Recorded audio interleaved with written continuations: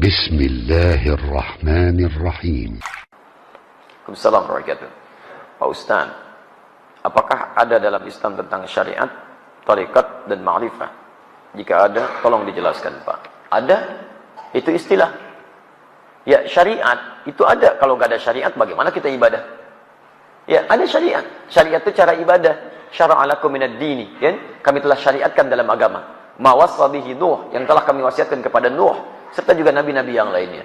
Di teman-teman sekalian, din agamanya, syariat, cara mengerjakan isi agamanya. Syariat itu asalnya dari kata syara', artinya jalan. Jalan menuju Allah. Apa bentuk syariat? Syariat itu bentuknya ibadah. Ilmunya disebut dengan fiqih. Di ketika Allah menetapkan agama, Quran surah 3 ayat 19, Inna dina indallahil Islam. Ya, agama yang diridhai oleh Allah itu cuma Islam. Kemudian memberi jalan bagaimana berislam yang baik. Maka diberikan jalan dengan jalan syariat. Syariat itu isinya ibadah.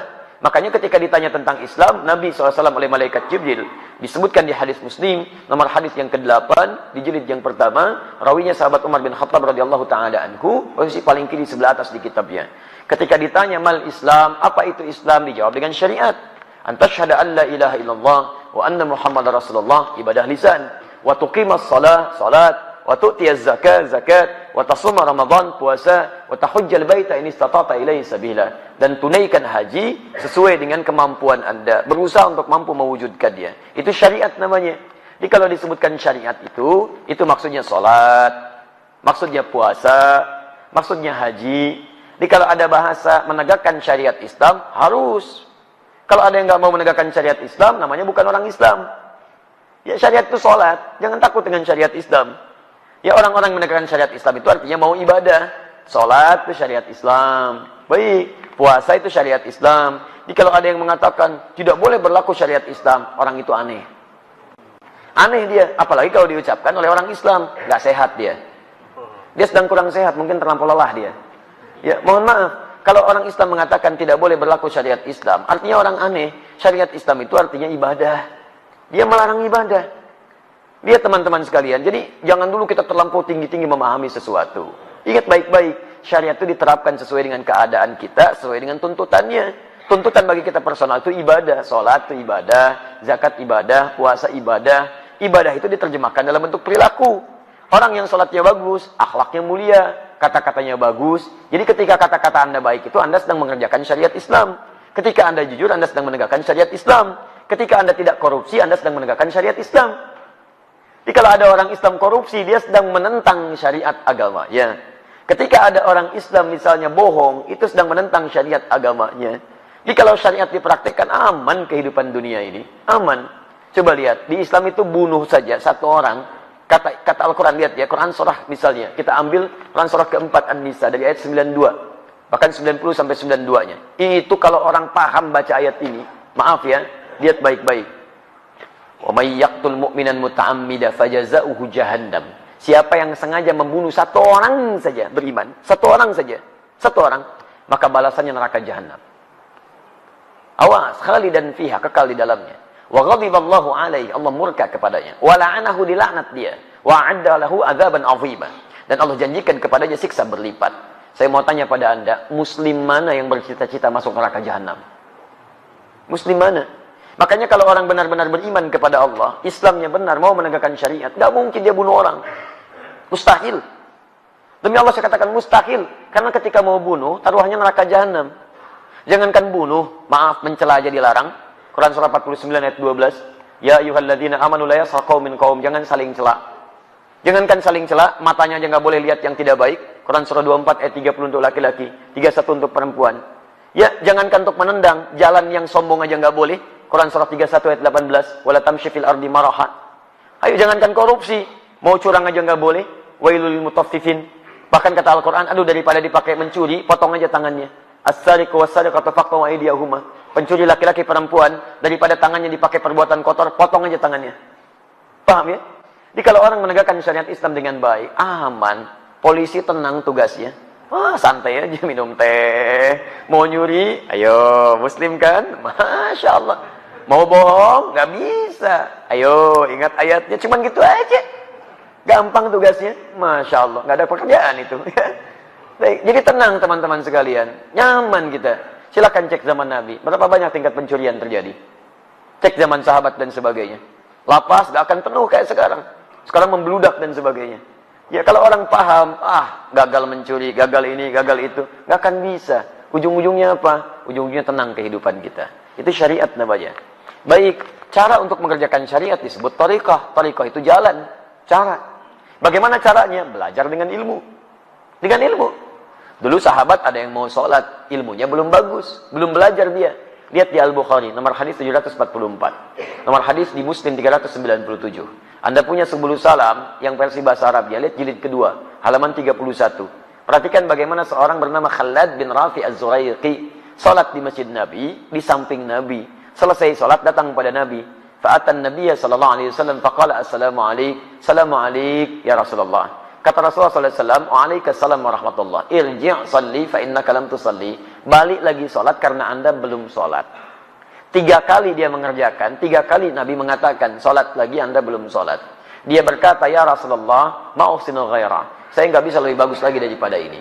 Alimni, tolong ajarkan saya. Masalahnya, dia tidak belajar dengan baik. Thariqah salatnya, cara salatnya tidak seperti Nabi mengajarkan.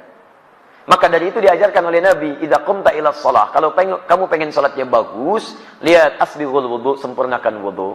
Tsumma istaqbilil qiblah, menghadap kiblat yang benar. Kemudian takbir sampai dengan salam. Diajarkan oleh Nabi. Di thariqah itu cara beribadah dengan baik. Caranya bagaimana? Belajar berilmu. Maka turun ayat-ayat tentang belajar. Nabi aja belajar. Turun Quran 96 ayat 1 sampai 5. Iqra bismi rabbikal ladzi khalaq. Turun Quran surah 9 ayat 122. Wa ma kana al-mu'minuna liyanfiru kaffah. Falaula nafara min kulli firqatin minhum ta'ifah liyatafaqahu fid din. Turun Quran surah 58 ayat ke-11. Ya ayyuhalladzina amanu idza qila lakum tafassahu fil majalis fafsahu yafsahillahu lakum. Banyak ayat Quran dan hadis mengatakan itu sebuah. Ya, muncul hadis misalnya, hadis riwayat Al-Bukhari, nomor hadis 71 di Kitabul Ilmi, posisi paling kiri sebelah atas di kitabnya. Riwayat Abu Hurairah radhiyallahu taala anhu, "Man yuridillahu bihi khairan yufaqihu fid din." Siapa yang diinginkan jadi orang baik menurut Allah, maka dia akan dibimbing untuk mau belajar tentang agamanya. Hadis riwayat Ibnu Majah, nomor hadis 233 dari Abu Darda radhiyallahu taala anhu, "Man salaka tariqan yaltamisu fihi ilman, sakhalallahu lahu tariqan ilal jannah." Siapa yang mau menyiapkan dirinya, menempuh jalan untuk belajar tuntunan agamanya, maka akan dimudahkan jalannya dia untuk ke surga. Salaka tariqan, jelas kalimat habisnya. Tariqah. Man salaka tariqan tariqah. Jadi belajar itu adalah bagian dari sarana untuk mendekat kepada Allah dengan mengamalkan nilai syariat. Kalau tariqahnya sudah bagus, syariatnya sudah baik, maka ma'rifah dia. Ma'rifah itu kenal dengan Allah baik, kenal dengan dirinya, kenal tugas-tugas hidupnya. Kalau orang sudah kenal dengan Allah, tahu bagaimana sifat Allah, tahu bagaimana memanggil Allah, tahu bagaimana Allah, maka dirinya akan menegakkan syariat dengan benar, menjauhi hal yang dilarang, menegakkan hal yang diperintahkan. Nih, kalau orang kenal Allah, dia mau minum, dia kenal karena Allah itu melihat dirinya.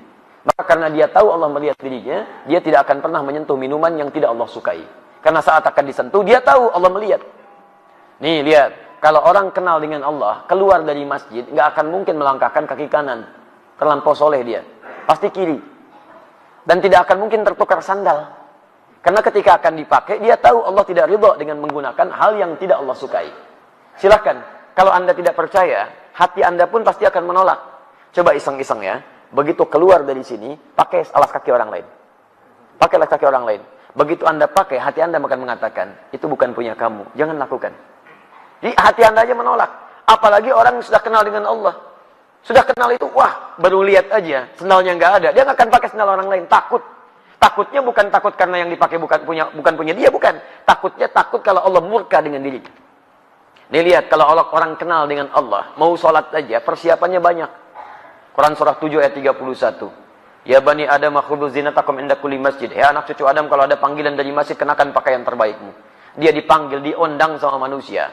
Bahkan cari bahan dulu, dijahit dulu, pakaiannya bagus, ada pakai batik, sepatunya baru berangkat. Dipanggil oleh orang manusia, pakaian bagus. Dipanggil oleh yang menciptakan manusia, bagaimana kira-kira penampilannya. Maka orang yang kenal dengan Allah, dia akan kenakan pakaian terbaiknya. Malu kalau menghadap Allah, pakaiannya tidak disukai oleh Allah Subhanahu wa ta'ala. Malu kalau bacaannya itu kurang bagus di hadapan Allah. Menghadap pada manusia, bacaan ditata, kadang-kadang bikin konsep. Begitu sudah berhadapan dengan manusia, masih pakai konsep juga. Masya Allah.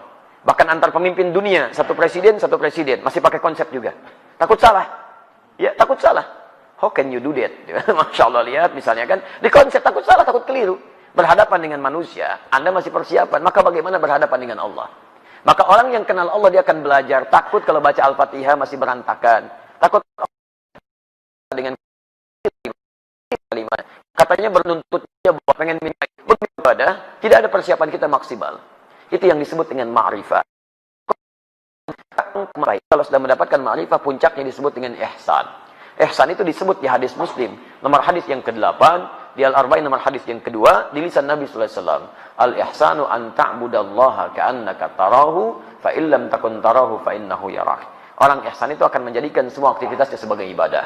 Makannya ibadah, minumnya ibadah, duduknya ibadah, seakan-akan merasa dipersaksikan oleh Allah. Paham ya?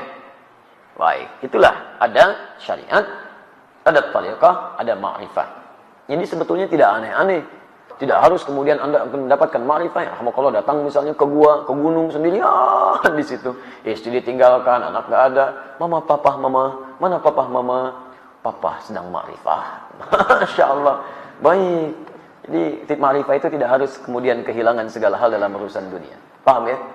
Ya. Allah Ta'ala alam bisawab.